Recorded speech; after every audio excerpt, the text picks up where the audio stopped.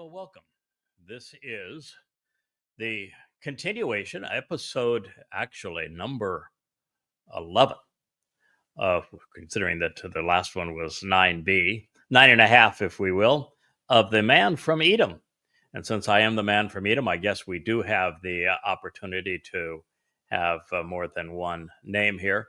I'm trying to see where we have Leah below Captain Kirk, and oh, we didn't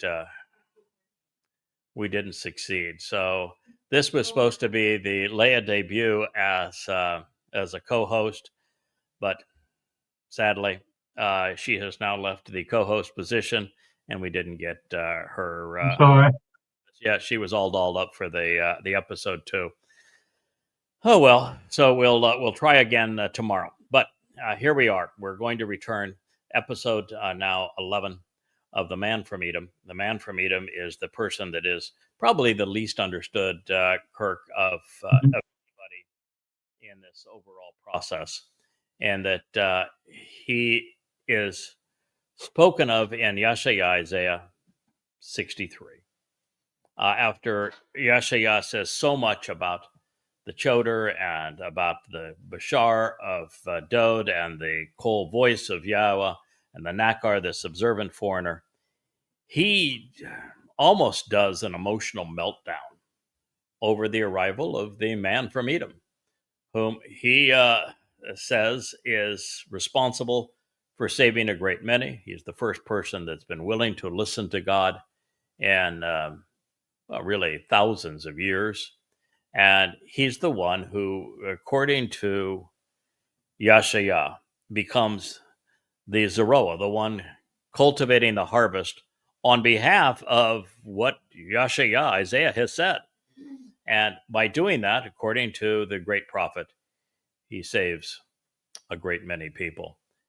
And it's difficult for the religious to relate to this, because if you're Christian, well, it can't be your guy because, well, he's coming from Edom. The mythical Jesus is supposed to be a Jew, so it can't be him. And if you're a Jew and you're a practitioner of Judaism, you don't want to deal with this because, Goyim bad, and we're not going to listen to Goyim. We're superior. Well, you aren't in terms of Yahweh right at the moment. You will be, but you aren't now, because none of you were willing to listen to God, so he had to go outside of Israel to find someone to serve in this role. And that drives the rabbis crazy that the one to save a great many isn't them, but in fact, this man from Edom. So it doesn't fit either religion. Of course, it wasn't fit Islam, all as dumb as a stone, and they don't even know that this statement is there. So what we're doing is that after we considered all of the preamble leading up to this man from Edom and everything Yeshaya had to say of him in context, we're developing further insights as to what the prophets say about the two witnesses in the end. And the two witnesses are Yada, this man, and the other one's is Elia. So here we are, and we have proceeded into Malachi, who is the last of the prophets. And I know that when we begin here at Malachi 18, that I'm not going to apologize for the fact that we have been through this statement now twice before, and we're going to resume right back where we began or ended two different programs. But it's hard to imagine that there's something more important for Israel to hear right now than this. And excuse me if it looks like I'm being tethered. They have me on a short leash here, and I have to be off to the side so that I'm not blocked by Captain Kirk's picture. You can move a little. I think you got a little space. I have a little bit of space where I could move a little bit over to this side. There you go. Not be quite so stretched. I feel like, this must be what Asher Wookiee feel like when they're on a leash. Yes. So return, it says. So return. And you will see the distinction and understand the difference between the one who is right as opposed to those who are wrong. Well, the prophet is saying, and this is the last prophet in the second to last chapter that he's going to communicate to humankind.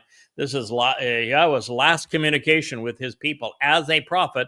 And he's saying, so if you change and you return, then you're going to see the distinction at that point, and you're going to understand the difference between the one who is Sadak as opposed to those who are Rasha. And the one who is Sadak is singular, and the ones who are Rasha are many. And Rasha speaks of widespread rebellion. So the only thing that could be of that magnitude in terms of widespread rebellion against God, wrong in a prolific sense in this context, would be religion. And since he's speaking to God's people, they're the only ones who could return, right? There's no one else can return. At least Yehudim were there at one time. So by saying return, he's only speaking to Yehudim here. And he's saying, if you return, then you're going to see the distinction between, and this is BN, the one who is right, Sadak, and that would mean right about God and the approach to him, and the many who are wrong, which would be religiously wrong, and this would be Judaism. And so if I were not openly, fairly adroitly, exposing and condemning the religions that Jews have conceived, Judaism, Christianity, and Islam are all rabbinical religions. For those that don't know, it was trained as a Rabbi Paul, who was the only person who was able to conceive the basis of the Christian religion. He wrote the first 14 documents in the religion, and he was the inspiration behind the next three, which would have been Mark, Luke, and the book of Acts. He is the basis of Christianity. He was not only a Jew, he was trained as a rabbi. It's the only reason he was prepared and capable of responsible. A rabbi, a Jewish rabbi, is responsible for the religion of Christianity. The religion of Judaism was founded by Rabbi Akiva. He's the one who foisted another false Messiah to counter the false Messiah of Paul. And then you look at 500 years later, the rabbis of Yathrib, where Muhammad went, had the audacity to sell Talmud readings to Muhammad, which Muhammad then twisted to serve his interest, claimed they were from Allah, and then when the rabbis mocked him, he perpetrated genocide against the Jews of Yathrib. Without those Talmud stories, the Quran is not a religious text.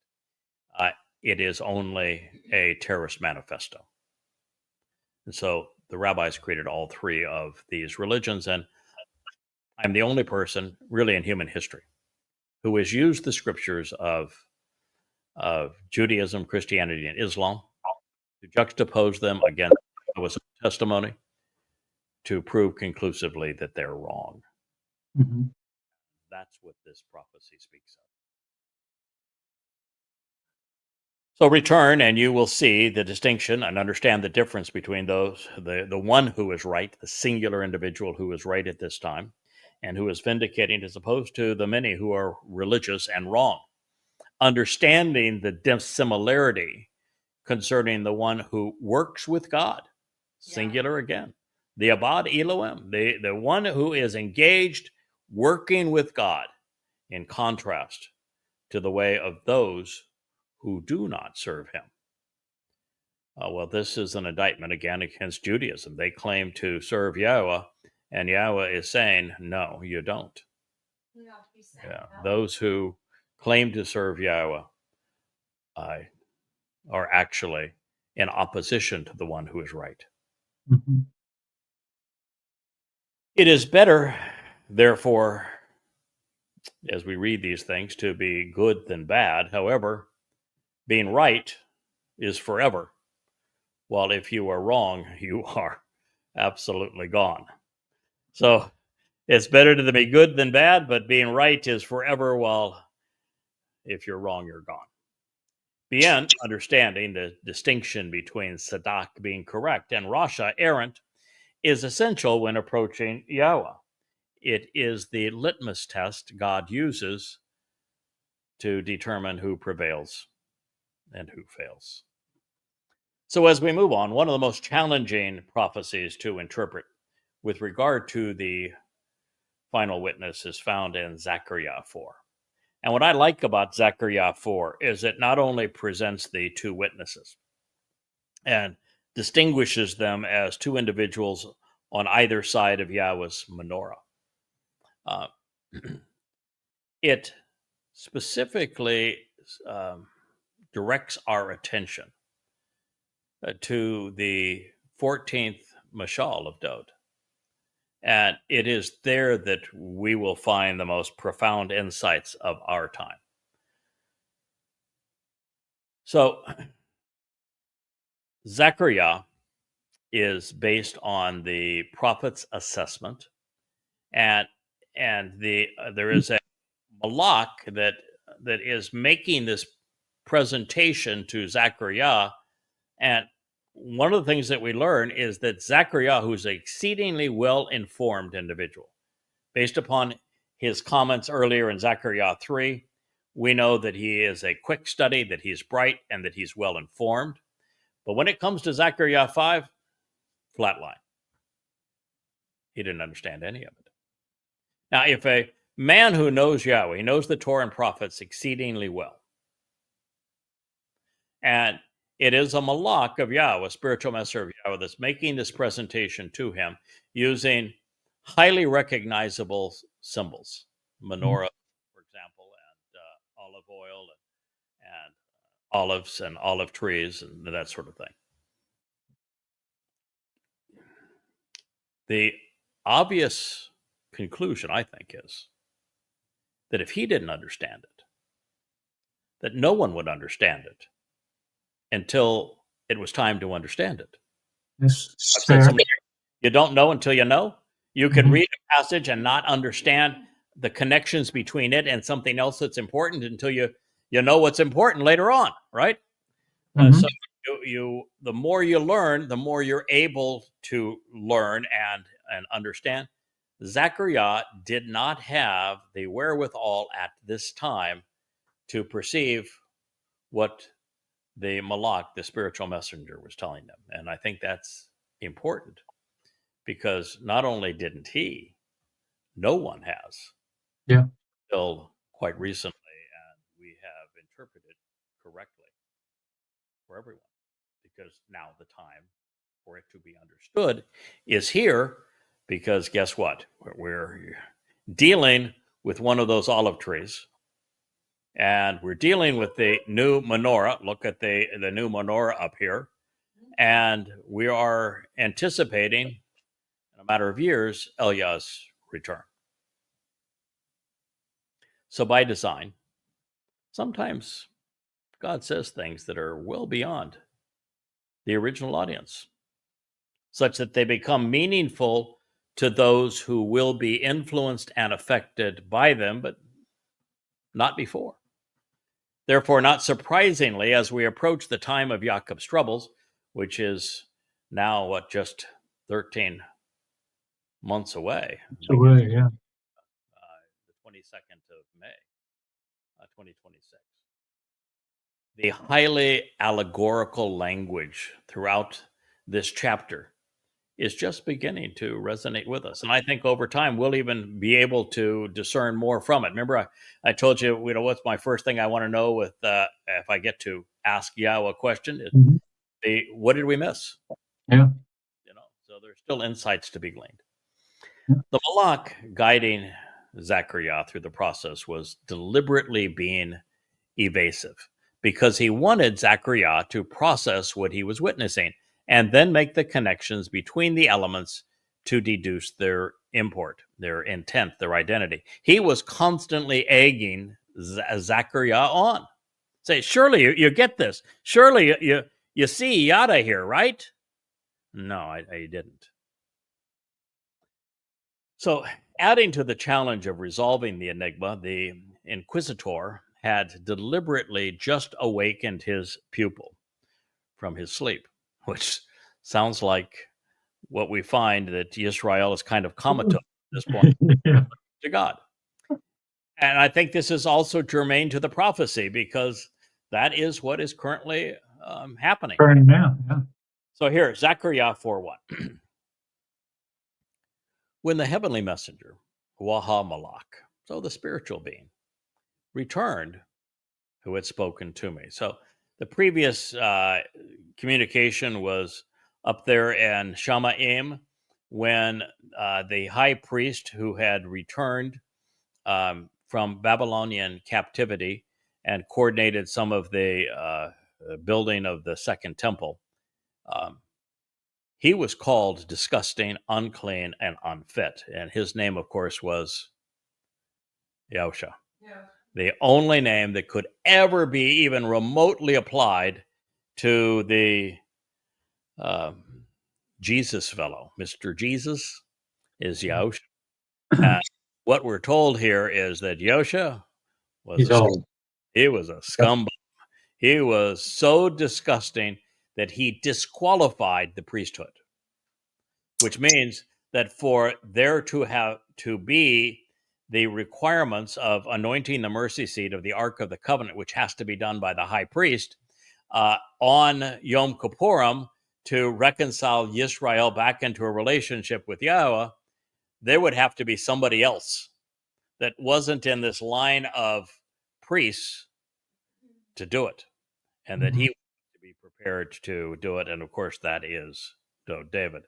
And during that discussion, it was obvious that Zechariah immediately said, I get it.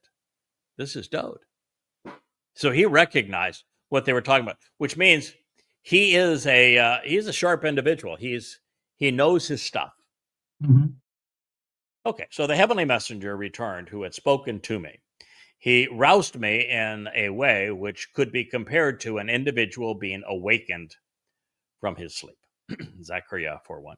By the way, you know, I would say my last couple of not my last two, but two of the last 4 or 5 directions that I've received from Yahweh happened this way. I was awakened from my sleep. You know, young man, I think it's time we have a little chat here. And so there's something about that mindset that actually seems to make people receptive to listening. You know, so I remember when I got the instruction, I want that menorah to be the symbol going forward. I want you to start talking and doing more talking than you're doing writing. I want you to start completely over with the management team going forward. We've got a lot to accomplish, and I want better people in those roles. It was just so much. And I want you to completely start over in social media, scrap everything that's been done and start fresh. We're going to do this differently. We're going to do it my way. And so I was awakened from my sleep when that came. Same situation is here. So duly noted. Zechariah, like Yisrael today, was not fully awake when the messenger arrived, and yet without further ado, he was shown a menorah. Well, that seems to be prophetic because Yeah. There you go. and what I was shown was a menorah. So I guess that's not uncommon, since that's what exactly was communicated to me. And you see it now in the Yahowah blog, which sort of suggests to me that this was prophetic of. Yeah, I connect that. Yeah. And he said to me, what do you see? Well, that's kind of what I was asked. What do you see? Well, I replied while using the perception of sight, behold, a menorah comprised entirely of gold. What color is our menorah? Gold. It was, yeah, it was being, surprise, surprise. Yeah, in fact, that was one of the things that was interesting because I don't personally care for. I'm sorry for ancient Israel, and I guess it was appropriate for the time, but I've never been a big fan of the traditional looking menorah. that is, very, very ornate and traditional looking. We've had one on the website forever. We're trying to replace it with this new one. And the first thing I remember telling Yahowah, or asking Yahowah, I said, okay, I want to make sure I get this. This, you're asking me to go on to social media and speak to your people. This is an exceedingly contemporary forum. Mhm. You really want me to use that Old old symbol. design, that traditional design, that most people will interpret as a religious symbol before they even listen to what we have to say? And he says, no. Create a modern interpretation of it. I want a very sleek, modern interpretation of it. Certainly you can do that. Oh, okay. And I knew exactly what we needed. And it came together very, very swiftly. And you can see what we have up there. So it was being revealed first and foremost above everything else, exactly as we started our conversation here back in December. It was being revealed first and foremost beyond anything else. Now, there's something about the menorah that you just should know that is far more than a symbol of Yahweh. It's the symbol of Yahweh. But beyond being the symbol of Yahweh, which should mean something, like Israel, you are incredibly asinine and antagonizing to have corrupted that with 9 candles. You should be ashamed of yourselves. Yes. And that is so goddamn religious and so despicable. You really should be ashamed. And it's based upon a story that may not have even had any credibility, and even if it actually happened, it would be irrelevant. This menorah is relevant. This menorah has 7 lights, and those 7 lights represent the first 3 Moed Mikre on one side and the last 3 on the other, and Towrah in the middle. This is the light that is illuminating the path home. This speaks of Yahweh's 7 epochs of time, from the time we were booted to the garden to the time we return to it and then live in it for 1,000 years. This is Yahweh's means of communication, and it is a light to us at this time. So it was being revealed first and foremost above everything else. There's nothing more important than Yahweh's menorah in terms of symbols for him. And there were 7 lamps on it. It epitomized the promise of 7. Weren't 9, wasn't 1. And there is another subtlety about, I don't even know if it's subtle, but the representation on this menorah as 6 plus 1. And that, of course, is that man was created on the 6th day as a carbon-based life form with the atomic number of 6, plus God, Yahweh, who is Echad, 1, equals God's idea of the ideal outcome. That's what that menorah also represents. 6 plus 1 equals perfection. There are 6 steps through the Moed Mikre that lead to Sukkah. And there were 7 metal castings serving as channels and spouts on the lamps, which to show the way to the benefits of the relationship were on top of it. In other words, there's those 6 arms plus the one in the middle, the 7. They're conduits for olive oil. Olive oil, this source of illumination, the source of healing, the source of anointing, and distinguishing the very thing that represents Yisrael, and they're the olives, and it represents the final harvest of Yisrael, is going to flow through these channels, just as the word of Yahweh would flow through these channels and come out illuminating his people. So Yahweh's Rosh, his first and foremost symbol, is the 7 light menorah. It is a lampstand comprised of 6 oil lights 3 on either side, and a single illuminated stem in the middle. God, who is light, is represented by the singular lamp. The 3 spring mikre, Pesach, Matzah, and Bakurim, are depicted on the first 3 lamps, looking from right to left as Hebrew reads, the direction of Hebrew writing. And the final 3 near, which represent the fall mikre, Teruah, Kappurim, and Sukkah, are on the left side. In the center, the covenant family is enriched and empowered, enlightened and emancipated on Shabuah. It is the time for the 3rd Zeroah to shine. The oil in these lamps represents the Ruach. The olive tree is deeply rooted in the land and long-lived. The oil is nutritious. It serves as a healing ointment. It's used for anointing, and it provides perfectly brilliant illumination, piercing the darkness. The key to understanding the first installment of this prophetic portrait is the recognition that Galah means to be revealed, to be exposed, to be made known. It does not mean bowl or fountain, as religious institutions would have you believe based upon their aborted translations. Correctly rendered, we are not struggling to figure out what a bowl is doing hovering above the menorah.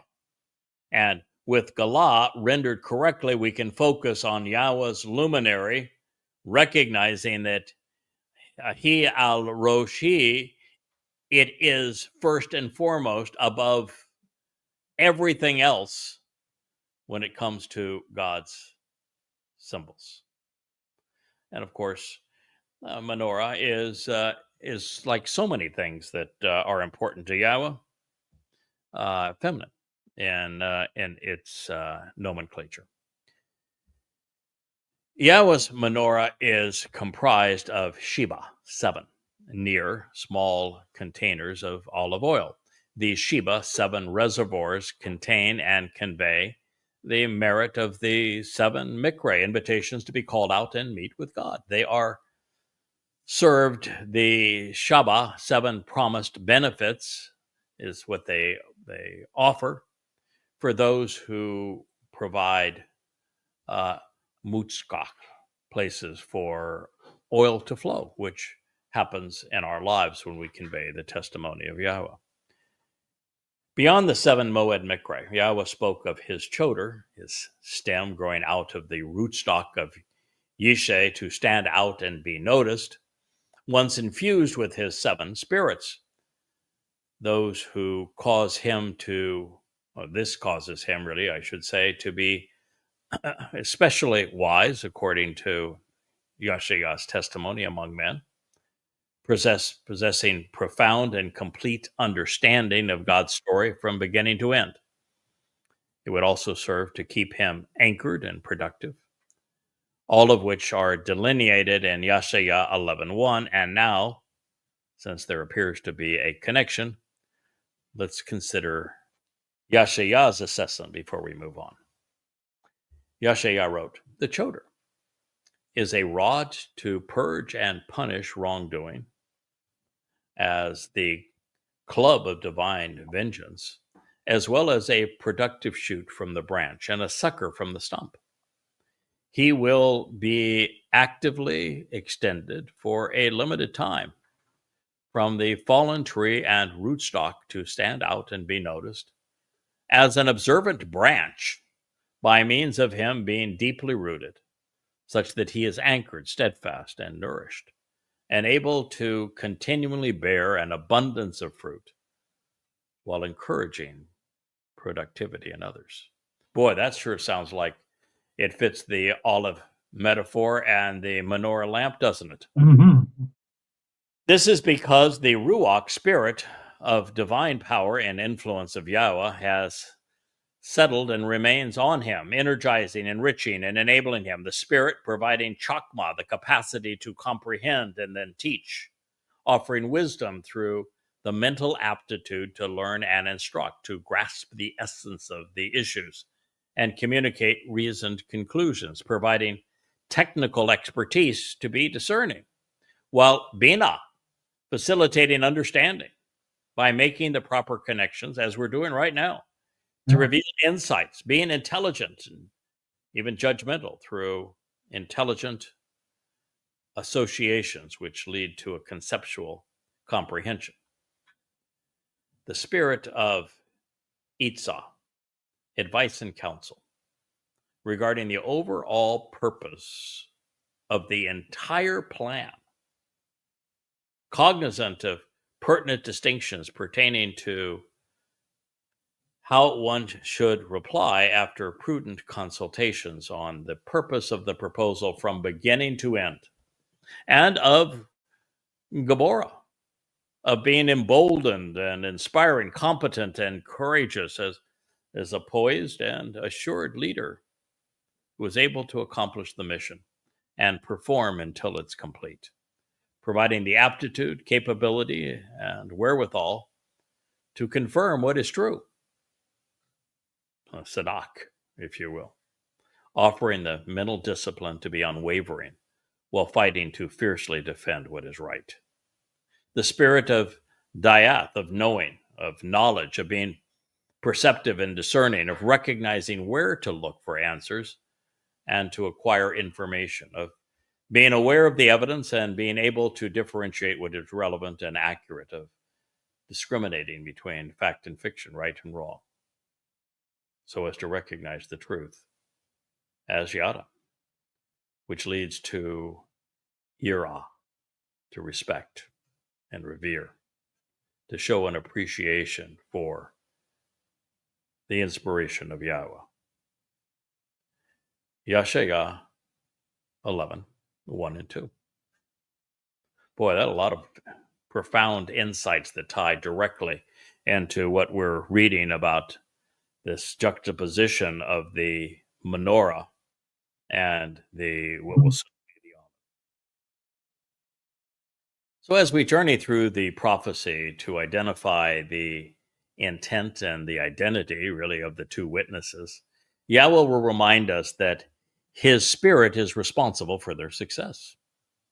Further, Yahweh will equate them to olive trees, affirming the choder as a branch, as a stem, as a sucker from the fallen rootstock of that tree.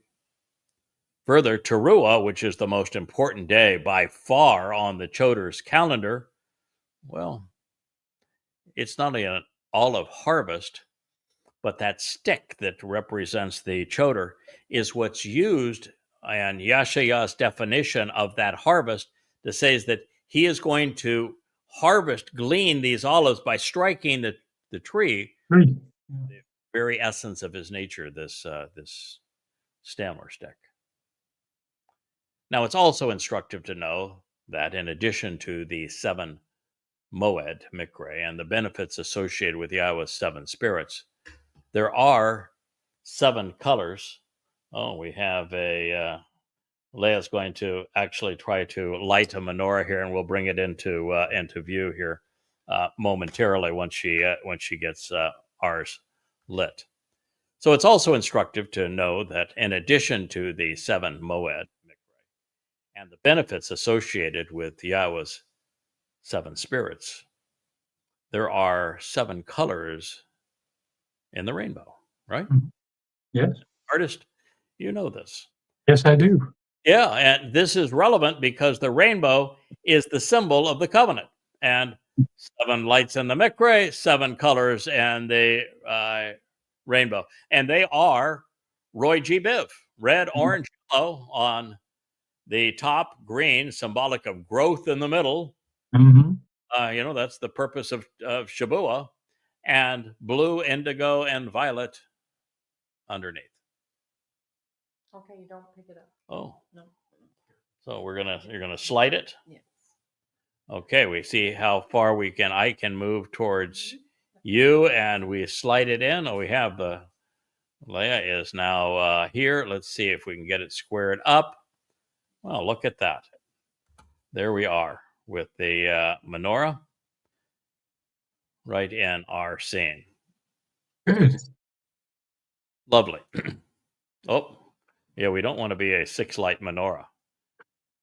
I don't know who that would be acing out, but that's probably not a good choice.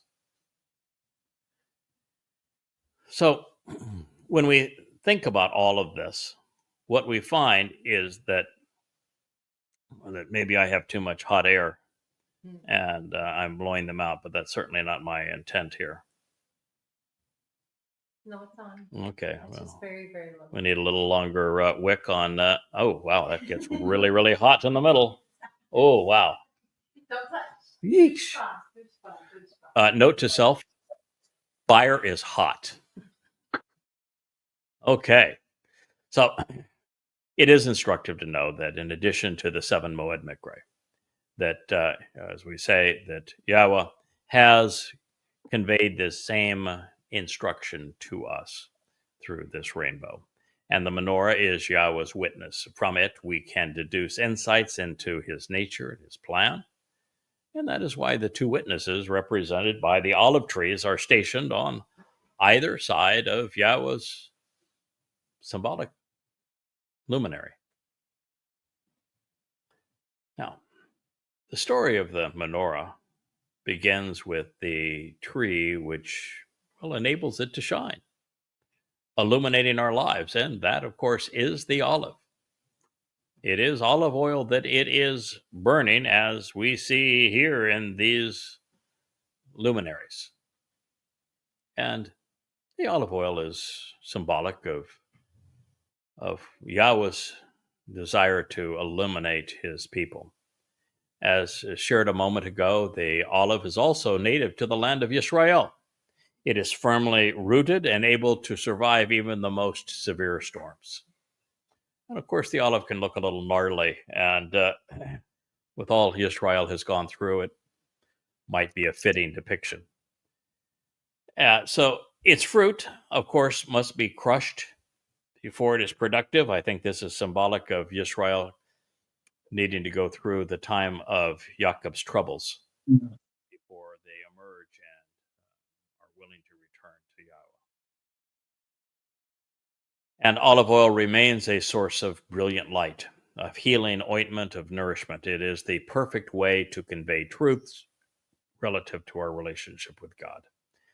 And there is something else that I've really never spoken of. I've spoken of generally, but not specifically as it relates to this luminary. Olives are a physical form of a physical thing. It's a fruit of a tree, correct? Mm-hmm.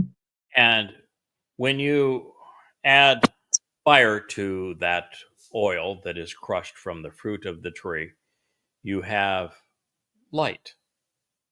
Yes. And so what's happening here is that this radiant energy is taking this crushed organic physical entity and transferring it into what? Well, into light, of course. And Heat. Yeah. but light. And so a radiant energy. So we're going from something entirely physical, Mm-hmm. this olive, Energy-based being. transitioning to something that is energy-based, Mm-hmm. illuminating light. And isn't that the purpose of these 7 Moed Mikre? Don't Yes. they take us from being decaying and corrupt physical beings with a limited lifespan and very limited capabilities, and they transform us into light and energy, which is vastly superior? Yeah, light can go anywhere. Yeah. And light is eternal. And it pierces the darkness. But E equals MC squared speaks of this. Light, which is energy, equals the matter that is used, consumed here to transfer into light energy, times the square of the speed of light. that's what we're witnessing here is great transformation. And it's symbolic of what the Moed Mikre do for us. Of course, there are two olive trees because there are two witnesses. And I think it's also a little more than that, because it's not just that there will be two witnesses up to the point of Dod's return on Yom Kippurim. And those two witnesses will continue to be witnesses thereafter, supported by a team of people, but the king is going to delegate through them, and they will continue to serve as witnesses to the mortal remnant of Israel. But there are also two luminaries in God's story. One representing the sun, which Yahweh tells us is Dod. He is as brilliant as the sun in God's presence. He is the greater luminary. And there's one who reflects his light, which is the purpose of the Bashar, is to reintroduce the greatness and the brilliance of Dod back to his people. He is the lesser luminary. And they both serve during the Moed Mikre, which is the presentation you find on the fourth day of creation, which is the very time that Dod fulfilled Pesach, Matzah, and Bekurim, leading to the fourth Moed Mikre, which would be Shabuah, which is my responsibility to fulfill. So I think there's also this realization that in this lamp and in those olive trees, there are two witnesses, but there's a principal luminary in our midst, and that the two olives serving on both sides of this menorah are serving the greater luminary, who is Dod. Oh, of course. Yeah. So I think all of that is part of this communication. So the next statement is, there were two olive trees by it, one on the right of the revelation. Remember, Hebrew reads from right to left, so it starts there on the right of the revelation, and the other one on the left. Zechariah, remember Yahweh 4:3. As we know, the name of one witness, the one on the right, the one who has been here before, is in the final line of the last prophet in Malachi 4:4-6. We discover that he is Eliah, and what were Yahweh's last words to his people through a prophet. He says, so powerful, and I just wish God's people would listen to this. Remember the Torah teaching guidance of my associate Moshe. Now, there's the tendency for people to read right through that and say, oh, well, religious Jews, we're Torah observant. No, you're not. You're Talmud observant. This is not the oral Torah. This is not the Talmud. This is not the Mishnah. This is not the Zohar. This is the Torah of Yahweh. So remember the Torah teaching guidance of my associate Moshe, because without that, none of the rest of this makes any sense. You wouldn't understand the menorah. You wouldn't understand what the Moed Mikre represent. You wouldn't understand the covenant. You wouldn't know the terms and conditions of the covenant, the benefits of the covenant, how they're delivered through the Moed Mikre. You wouldn't understand how you tell a false prophet from a real one. You wouldn't understand that the one who is predicted to come, that is like Moshe, a prophet from amongst your people, is Dod. Without the Torah, you don't know Yahweh's name. And so the Torah is the blueprint for all of this. It's the foundation for all of this. And so if you're going to understand any of it, you have to begin with Zakar and Zakar Torah. And Zakar is even a powerful term because Zakar has a double meaning. You know what the double meaning of Zakar is? There's Zakar, to remember. Well, to remember is the verb. Oh, I'm sorry. What is the noun Zakar? Man.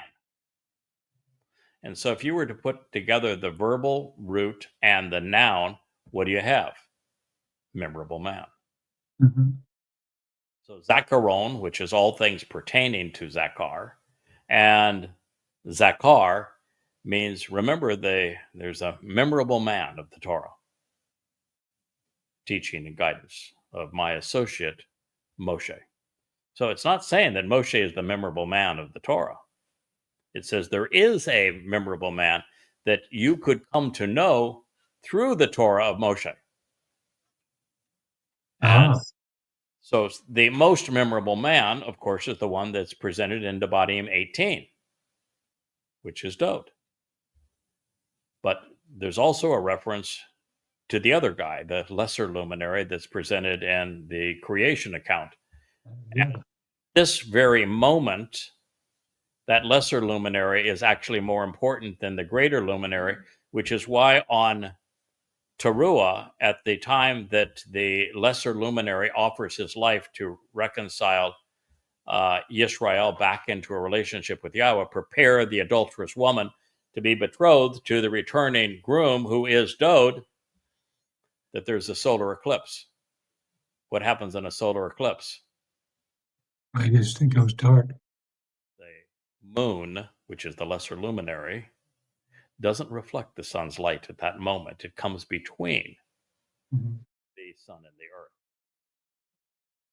That's the symbol of why there's going to be a solar eclipse during the fulfillment of Towrah. Remember, there is a memorable man of the Torah. And between now and the time that Dod arrives, well, he's talking to you. Yeah. Dod arrives, he's talking for Dod. And even while he's here and talking to you, he's talking to you about Dod. So there's a memorable man of the Torah, of my associate Moshe, which to show the way to the benefits of the relationship I provided as instructions through him in Choreb for all of Yisrael, including the prescriptions for living that cut you into the relationship and the means to exercise good judgment regarding the way to resolve disputes. These two words are two that the rabbis have a very difficult time with and corrupt routinely. The prescriptions for living that cut you into the relationship is choke. It means to inscribe, which means that there can be no oral Torah. He's not speaking of that which is spoken. He is speaking of that which was written. And mishvat is a combination of to ponder the implications of Shabat. Shabat, yeah. Is to exercise good judgment. Behold, I myself will send to you Yah. Yahweh is God.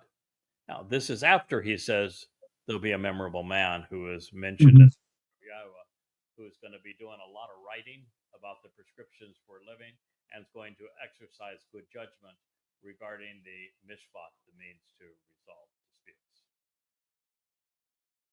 Behold, I myself will send to you Yah, the prophet, before the coming arrival of this exceedingly important and awesomely inspiring day of Yahweh.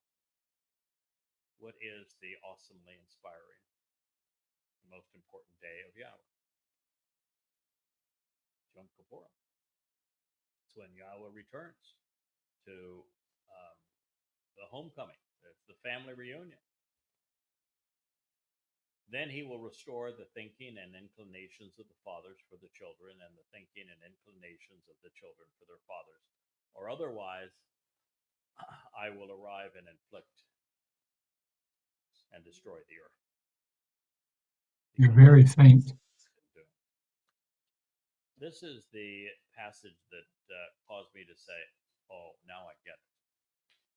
We either succeed in this regard and we cause the children of Israel to be receptive to their returning to Yahweh and to change their thinking and inclinations as children of the covenant.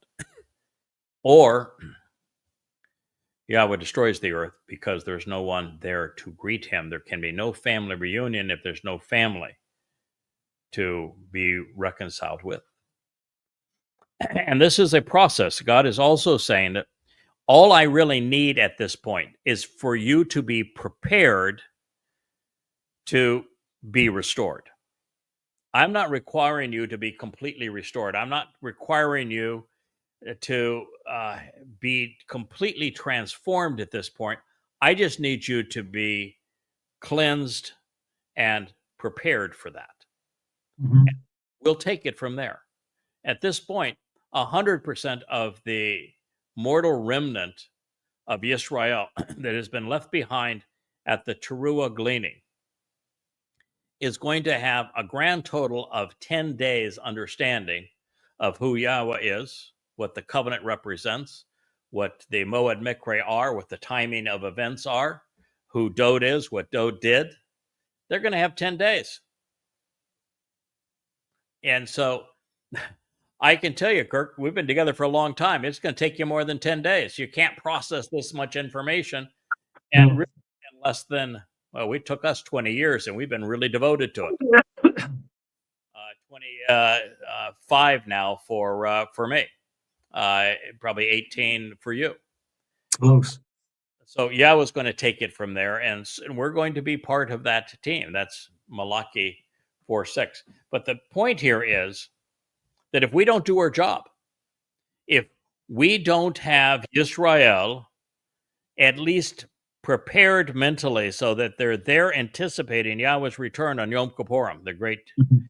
awesome day of Yahweh, and then with the sacrifice of the Adam of Parah, cleanse the religiosity away, so that there's at least a clean slate at that point for Yahweh Yeah. to.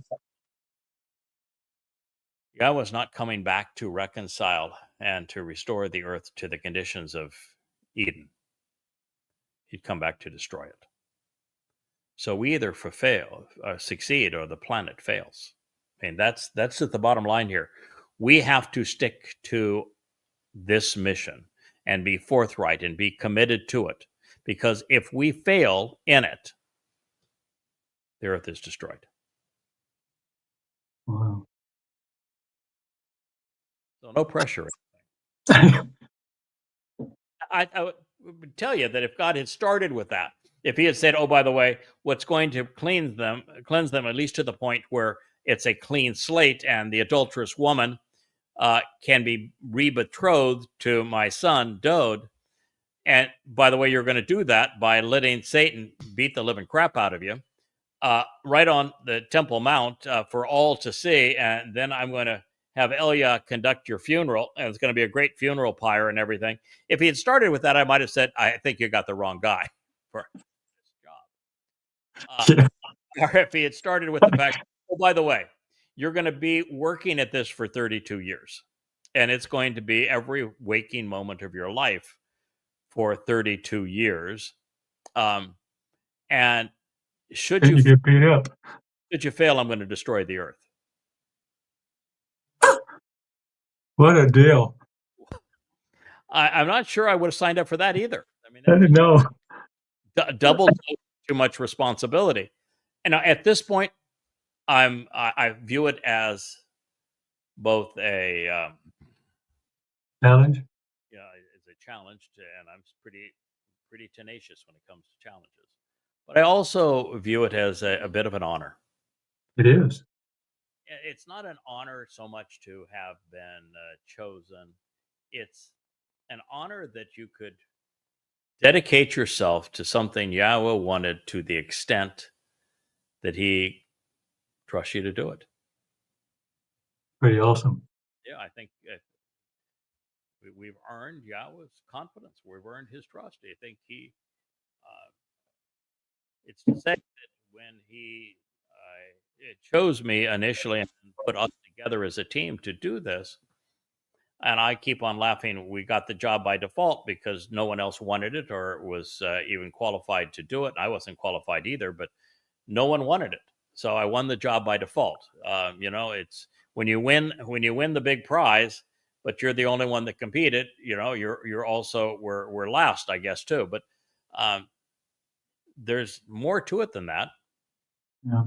because Yahweh obviously saw something that said he's not going to give up. This is going to be tough. My people are,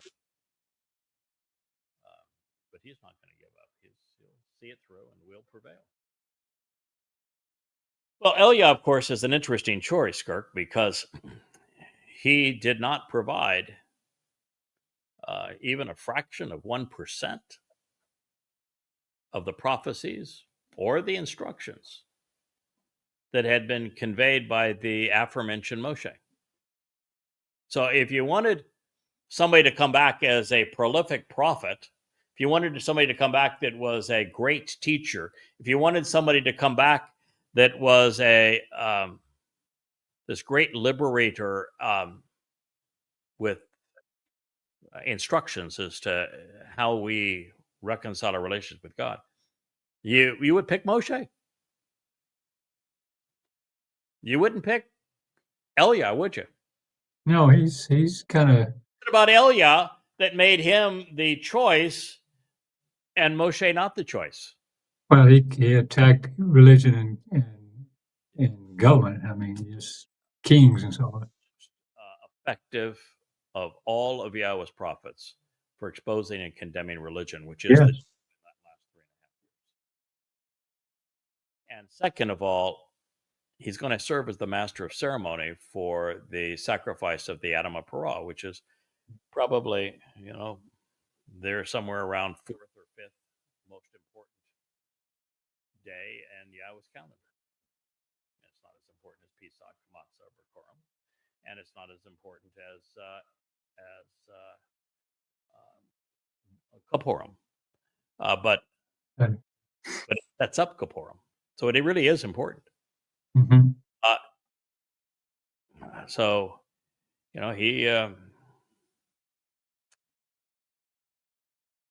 he was really committed to this working, and he wanted somebody who could be a master of ceremonies over the events of Towrah that was practiced at it. And what is the great act that is ascribed to Elia before he disappeared?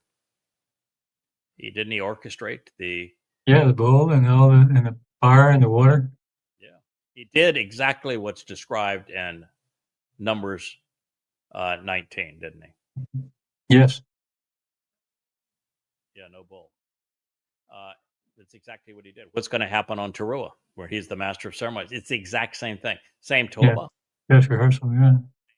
same seed, water, same fire. God's doing the igniting, and it's Elia who's the practiced orator. So he picked him because he had a dress rehearsal for this exact event. 40 Yobel, 888 years, which is not exactly a coincidence either, prior to him orchestrating this great sacrifice of the Adam of Parah. So that's why Elia is the choice. Clearly Dode was far more prolific, as were Shamuel, Yirmiah, and Yashaya. However, Elia had something that most do not see, and that made him a better choice than the other prophets. He was also sarcastic. He was quick-witted, and he was exceedingly judgmental. And that's going to be really important leading up to this event, because it would get really old to just constantly the drumbeat of no, Judaism is wrong, Christianity is wrong, Islam is wrong, progressives are wrong, conspiratorials are wrong, and this is the story. If you don't have some wit, don't have some... It's like the old roast they used to do on TV with the witty. The roast, and God wants to be entertained during this period too. He's putting up with a lot, because God's doing the show and tell during this 3.5 years is Yahweh. He's raising things up. He's doing a show and tell. He's taking the books that we've written and showing them, giant scrolls that fly through the sky. He's going to raise the 2 tablets of stone and talk about what's on them. I think he's even going to raise the Ark of the Covenant. During the time of the sacrifice of the Adam of Parah, he lights the fire, he releases the waters, and his booming voice is going to be heard again. He's going to clean up the Temple Mount so that we can have a replica of the tent of the witness. during this whole time, there are going to be a lot of things that God's going to do that are going to be spectacular here. And for God to return while his people are still scummy, he's going to want to be entertained. Eliah makes him laugh. Makes me laugh. Yeah. Well, you make me laugh too. Yeah, Y'all gonna be a pair. he is the Don Rickles of prophets. Yeah, I love you. My favorite. Not the range, the Dangerfield, because he does get respect. However, Eliah, therefore, was sarcastic. He was quick-witted. He was, of course, very judgmental. Always ready and willing to trash the reputations of the religious and political without flinching. And no one was more devoted to exposing and condemning Israel's political and religious establishment. So he is also practiced and rehearsed at the job because he orchestrated the sacrifice of the bull that gave Israel the opportunity to come clean and to choose Yahweh. He will serve as the master of ceremonies during the sacrifice of the Adamah Parah. Therefore, we can deduce two things. First, God recognizes the merit of mocking a society's religious and political leadership, openly and bluntly exposing and condemning them. And second, he is fond of a witness who's not afraid to stand up against the rich and powerful. Also, Yahweh loves foreshadowing important events. And really, there are very few that will be as vital as what Eliah is going to coordinate in 33 CE, and he will have rehearsed this whole thing. 40 Yobel, 888 years earlier, 2,888 years. So with Eliah being chosen to witness to Israel in the years before Yahweh's arrival with his partner, it is highly likely that Eliah's associate is going to share many of the same traits. And there's no reason God would pick someone who's witty and sarcastic and blunt and bold and exceedingly aggressive at exposing and condemning religion and politics. If he picked Eliah, that's what he wants, right? Mm-hmm. Yes. So you don't think he's going to have a wimp that's going to stand next to Eliah, do you? No. Going to have a You're pretty good yourself. He's going to have somebody that is witty, that is sarcastic, that is devoted, and keep up, condemning religion and politics. Yeah. I think he got you. It's Eliah, and Eliah exposed the religion and politics of Israel.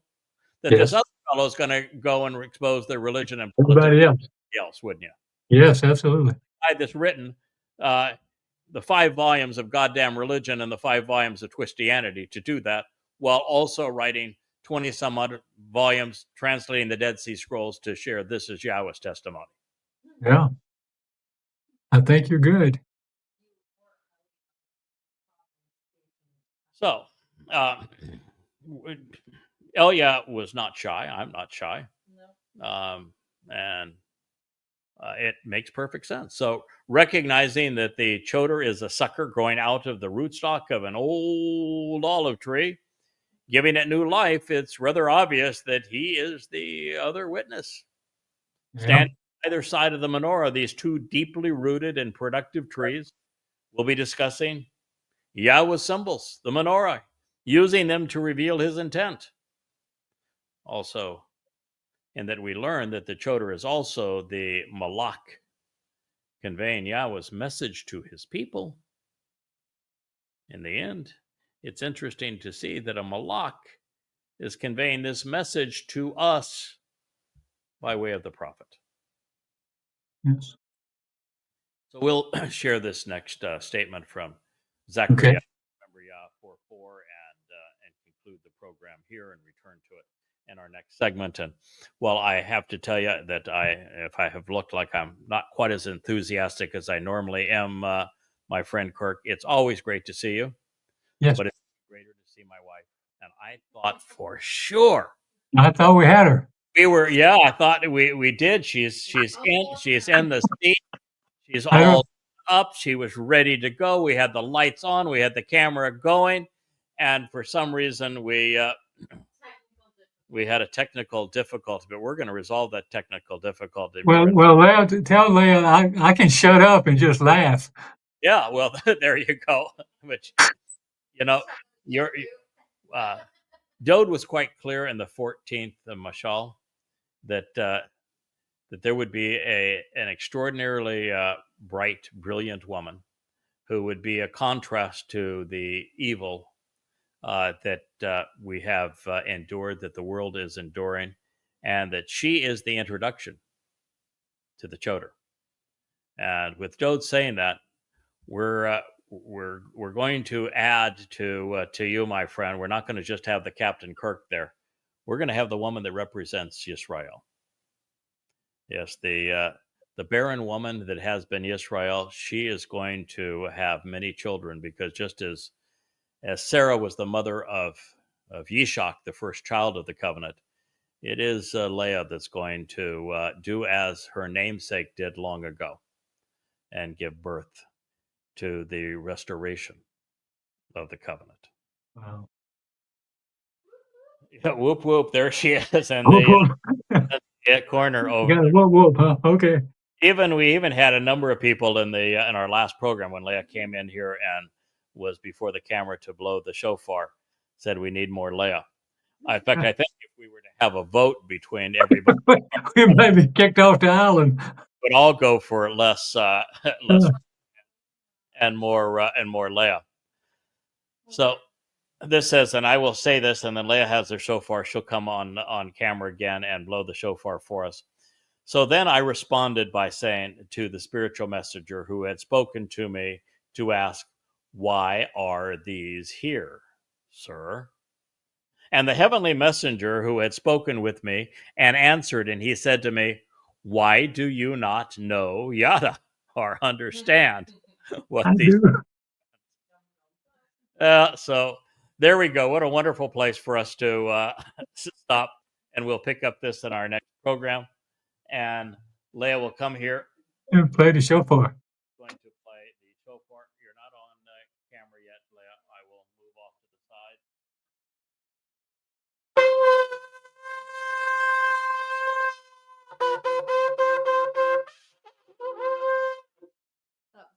Thank you. And it's a happy Chag Matzah to one and all.